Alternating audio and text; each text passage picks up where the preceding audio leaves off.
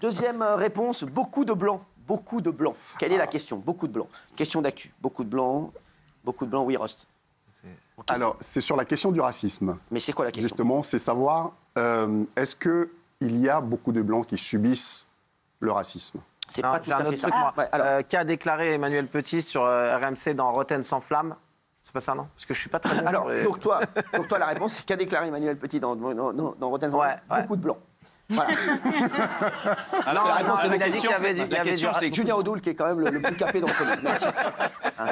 qui souffre du racisme dans le football aujourd'hui en France? Je pense que c'était à peu près ça. Je prends ça d'après Emmanuel Petit.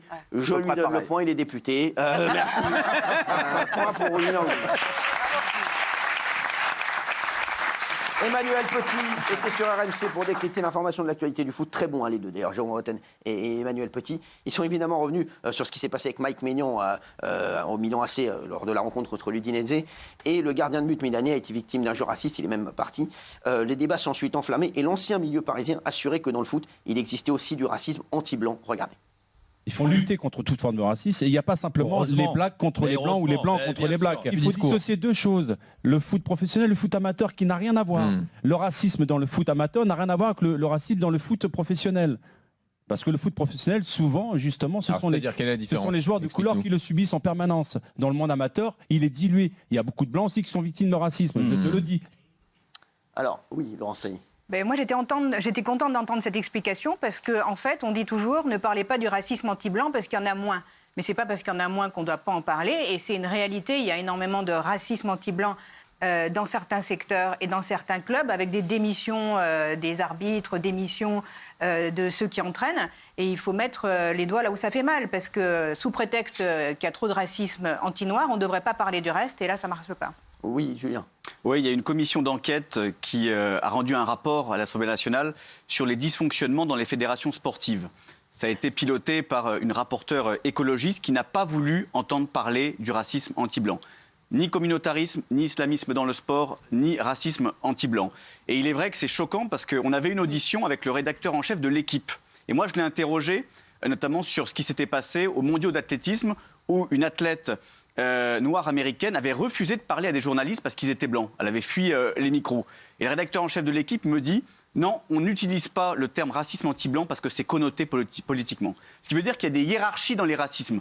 On a le droit de parler de certaines formes de racisme et il y a d'autres formes en fait, qui sont méprisées et qu'il faut taire. C'est intolérable. Et comme le disait très bien Pierre Ménès en 2019, le vrai problème dans le football amateur, c'est effectivement le racisme anti-blanc. Qu'il y a plein de jeunes qui sont soit insultés, soit qui sont exclus des terrains parce qu'ils n'ont pas la bonne couleur de peau, parce qu'ils sont minoritaires. Il faut le dire, il faut dénoncer toute forme de racisme dans le sport et dans la société. Gilles Verdez, tiens. Ça, c'est le fantasme de M. Audoul. On va être clair. Le racisme ça y est, enfin, l'émission démarre. Le racisme anti-blanc n'existe pas dans le foot. Et le racisme anti-blanc n'existe pas dans la société. Je suis clair. Voilà. Alors, je vais demander au public de voter là-dessus. Tiens, je vais demander au public de voter là-dessus. Existe-t-il un racisme anti-blanc dans la société? On va dire. On va élargir. Alors, dites-nous pourquoi. Alors, on enlève le foot, d'accord. Bon. Non, vas-y, enlève tout ce que tu veux, mais dans le foot, qui est victime de racisme? Un joueur noir de tous les pays, en permanence, en Italie, en France, partout. Donc, c'est du racisme anti-noir. Voilà. Ensuite, dans la société, il ne peut pas y avoir de racisme anti-blanc, parce qu'un racisme anti-blanc, ce serait systémique, ce serait les blancs en tant que blancs. Il n'y a pas ceux qui ont été victimes de racisme, c'est les noirs quand ils ont été colonisés. Une majorité ne peut pas être victime de racisme. Voilà, c'est ce que disent tous les chercheurs, c'est irréfutable. Juliette. Justement, non seulement c'est faux, non seulement le racisme anti-blanc existe, mais en plus, dans certaines parties du monde et en Occident, c'est le seul racisme qui, justement, est systémique. C'est le seul racisme qu'on enseigne à l'université, dans les cours des coloniaux et dans les réunions en non-mixité. C'est le seul racisme qui donne lieu à ce qui s'est passé en Angleterre, par exemple, quand un gang de Pakistanais a fait commerce de viol de petites blanches et que la police a avoué que c'est parce que en fait les violeurs étaient pakistanais qui voulaient pas stigmatiser les violeurs, qu'ils n'ont jamais fait sortir l'affaire. Et aux États-Unis, c'est seulement le racisme anti-blanc qui fait que pour rentrer dans les grandes universités américaines, eh bien les Blancs doivent avoir plus de points à leur concours pour rentrer. On leur enlève des points systématiquement pour favoriser les Noirs ou d'autres communautés. Et c'est là où les sondages le disent, que beaucoup d'Américains blancs mentent sur leur application pour rentrer dans les grandes universités américaines en disant qu'ils ne sont pas blancs pour essayer d'avoir plus de chances de rentrer. C'est le seul racisme systémique. Non, mais je pense que vous avez mal lu la chose. C'est noir qui remplaçait le mot par rapport à tout ce que vous venez de développer. Vous décrivez la situation. Vous décrivez la situation des minorités, ce qu'ils appellent les minorités un peu partout. Donc c'est une réalité. On le sait, ceux qui subissent le plus, c'est le racisme. On le sait. Alors, encore une fois, évidemment, parce que toutes les études le montrent, tous les chiffres le montrent, de toute façon. Donc, dans l'absolu, moi, je n'ai aucun problème à ce qu'on combatte. Évidemment, personne ne peut nier qu'il y ait du racisme d'un côté comme de l'autre. Oui, est-ce que vous trouvez normal qu'on discrimine des Blancs à l'entrée des grandes universités américaines? Non, mais alors là, vous êtes complètement dans un fantasme. Là, vous savez, justement, vous parlez de la situation américaine au niveau des études, par exemple. Et il y avait une mesure qui était mise en place justement pour favoriser, comme des quotas, pour favoriser la possibilité... En discriminant les Blancs. C'est pas en discriminant les Blancs. Évidemment, c'est l'un ou l'autre. Il y a une nombre de places limitées. Alors, je vais vous poser une question. Quand vous mettez en place les quotas en France pour que les femmes soient représentées, c'est sexiste envers les hommes. Ça veut dire qu'on discrimine les hommes, alors. Ah bah, complètement. Ah bon, écoutez, si vous avez cette lecture-là, dans ce cas-là, je crois que... J'ai cette lecture-là, en effet. J'entends alors. Merci, Ross. Merci. Gauthier Lebray voulait réagir. Oui, je voulais juste poser une question à Gilles Verdez, parce que moi, je ne crois pas que le racisme anti-blanc soit systémique. Par contre, un exemple très précis. Il y a quelques mois, Thomas était assassiné à Crépol. Il y a plusieurs témoins, 6 témoins de mémoire, qui disent avoir entendu des cris « on est venu tuer des Blancs ». C'est pas du racisme anti-blanc, cet exemple? Alors, il y a ces témoignages qui sont minoritaires, qui seront étudiés dans l'enquête pour le moment. Ils n'ont pas été retenus par le procureur. Ah, exactement. Je ne vous fais pas dire, c'est pas vrai. Oui, mais il y a 6 personnes qui le disent. Moi, je non, mais quand même, vous voyez, là, on en arrive au combat. Quel est le racisme, le but? C'est pas l'idée. Mais quand même que Gilles Verdez nous explique qu'aucun Blanc n'est victime de racisme. Non, j'ai pas dit ça. Ce que je veux vous dire, c'est que vous crachez au visage, en fait, de tous ceux à qui ça arrive.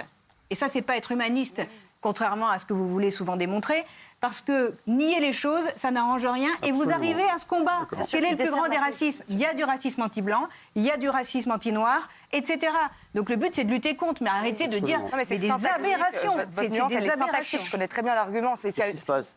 Non, mais c'est une nuance. Vous avez vu, tous ceux qui sont à cette place, elle marmonne. Regardez, elle en Daniel Moreau. Je suis très contente. Qu'est-ce qui se passe? Non, mais en fait, c'est parce que je connais très bien l'argument de Gilles. C'est de dire que le problème, c'est le mot racisme. Et c'est qu'en fait, vous c'est la question. Merci. Vous ne niez pas qu'il y a une haine anti-blanc. Donc, il faut dire haine anti-blanc pour vous, c'est ça? C'est mieux. Et voilà. Et donc, c'est le mot racisme. Donc, en fait, c'est une question de lexique. Tu vas apprendre à le connaître. On dirait qu'il ne vit pas ici. Non, mais Gilles Verdez, on dirait qu'il a été directement amené, genre c'est Retour vers le futur. Non mais tu sais quoi, vous savez le vieux là, le doc là dans le Retour vers le futur, c'est lui.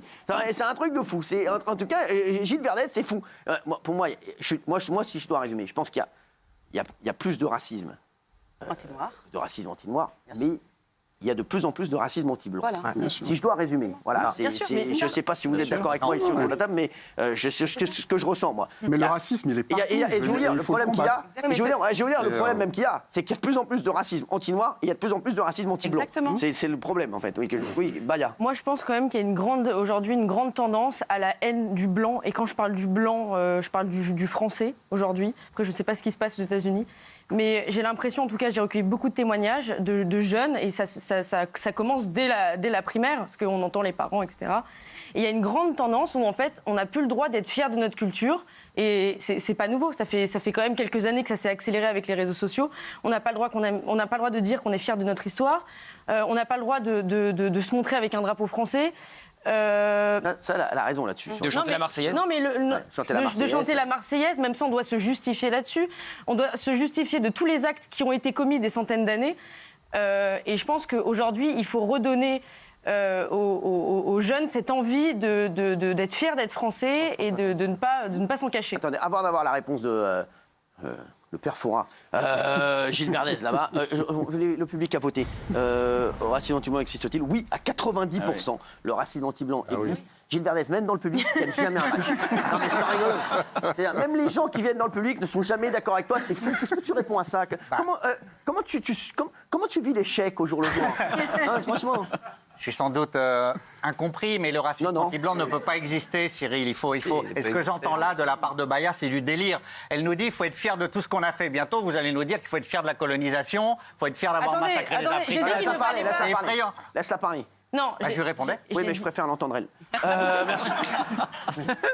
Non, vous dites sur tout ce qu'on a fait. Je ne sais pas exactement ce que j'ai dit. Et j'ai dit d'ailleurs qu'on n'avait pas à se justifier des actes qui ont été commis il y a des centaines d'années. Vous vous excusez pas de la colonisation? Il n'y a pas à s'excuser. Mais alors, moi, personnellement, non, je ne peux pas. Bravo. Mais je ne peux pas.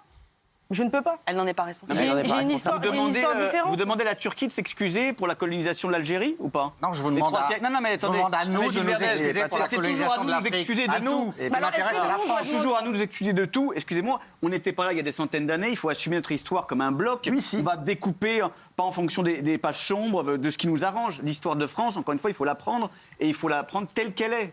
Les chéris, merci en tout cas, merci au public d'avoir voté en plus. Ça vous met un petit peu en mouvement, ça fait du bien. On va se retrouver dans un instant les chéris avec Face à